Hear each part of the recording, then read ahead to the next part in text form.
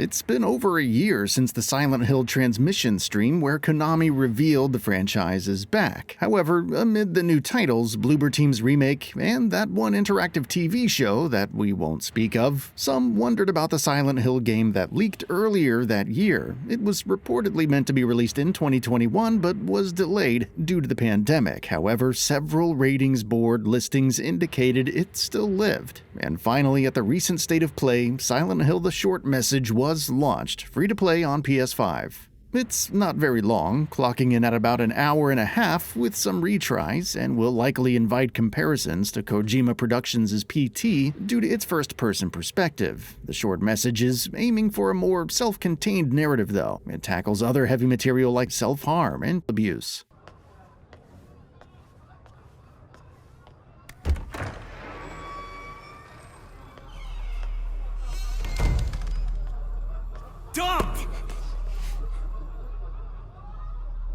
While these topics are handled relatively well with the appropriate seriousness, the overall narrative can get a little too heavy-handed. The Short Message starts with Anita, a teenager who pens a letter to her adult self about how humans should be self-sufficient and not rely on others. She's not a lone wolf, though. If anything, she really wants to be noticed by other people, especially Maya, a talented graffiti artist who goes by the moniker CB, short for Cherry Blossom. The latter paints the girl's scars as cherry blossoms and wants to capture the feelings they're holding inside. By comparison, Anita is constantly made fun of and abused, both for her art and general appearance. It may seem like the grass is greener on the other side for Maya, but she also faces issues and bottles it all up inside without telling anyone. After witnessing a mysterious fog, hint hint, Anita awakens at an abandoned apartment complex with no memory of how she got there, and events take a strange turn. Maya messages her about meeting up, but a monster stalks Anita through the hallways. Multitudes of notes also cover the walls, insulting and abusing her. The worst part is that she can't leave until she finds it, per Maya.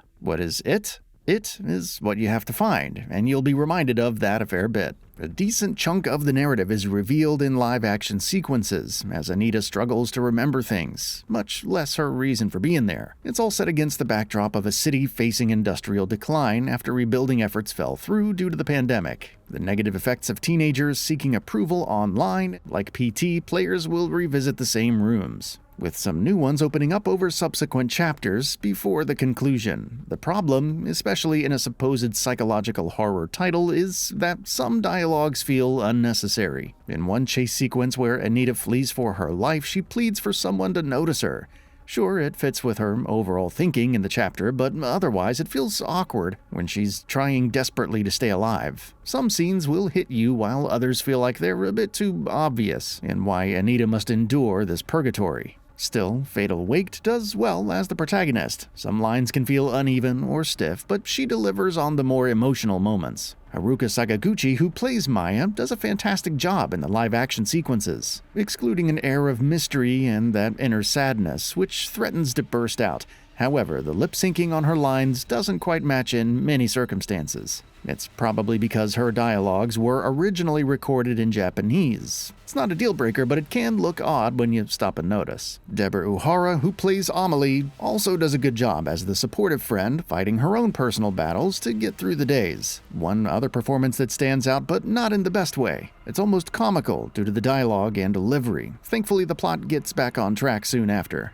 Despite how confined the apartment complex can be, it's meticulously detailed, whether it's the oodles of graffiti adorning the walls or the trash and rubbish filling the hallways. Unreal Engine 5 shines here, showcasing sharp textures, atmospherics, and great lighting and shadows. When Anita uses her phone to illuminate the surroundings, it comes across as natural. Even the particle effects are worth noting, particularly in the more harrowing sequences, and the music is also pretty good, especially the credit songs. The downside is that the experience is very restrictive. Konami and developer Hexadrive clearly wanted to focus on the narrative above all else. It captures that oppressive Silent Hill atmosphere as it transfers seamlessly from the rundown complex to a pristine school hallway or into a well-kept home steadily flowing into neglect. However, the gameplay is little more than a walking simulator in the strictest sense of the term, except for the places where you're required to run. There's only one puzzle to speak of, and it involves something as simple as searching for a few brightly colored numbers on the walls and ceiling. Much of the title sees you looking at things, reading, and interacting with graffiti and art.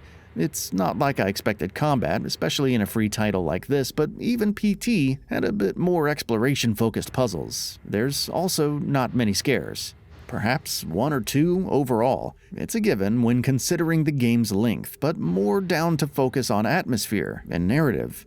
I would settle for a few effective scares, coupled with some macabre discoveries, rather than unnecessary jump scares every other minute. That being said, there aren't any survival horror elements. Dying in the chases will take you right back to before they began. There's also no real threat or danger outside of those, diminishing some tension. Silent Hill: The Short Message comes across as many things. It's an earnest message to those who seek self-harm, to seek help, and for other people to try and talk to them if they sense something is wrong. It's also an Unreal Engine 5 showcase of sorts, while reflecting the stories that Konami wants to tell. On top of that, it feels like an introduction to the world of Silent Hill for potential newcomers, focusing more on the general theme without having to delve into the extensive lore. It could also be viewed as a means to explain how other titles could embody Silent Hill. This is best seen in a little newspaper explaining the fog, referring to it as the Silent Hill phenomenon, after the titular town. It's described as representing uncertainty and sensory illusions for those who are psychologically unstable, and how, when they experience high stress, their vision may become obscured or tunneled. Social uncertainty or apprehension about the future manifests as fog, thus blurring the lines between illusion and reality.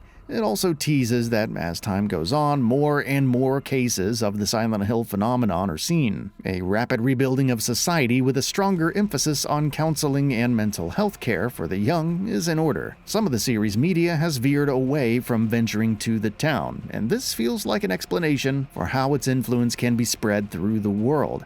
As far as potentially setting up other Silent Hill stories, it's a unique approach, which still retains the core premise of the guilty facing their deeds and other inherent trauma head-on. For now, Silent Hill: The Short Message has some shortcomings, but as a compact title and a beginning for things to come, it's solid and worth experiencing.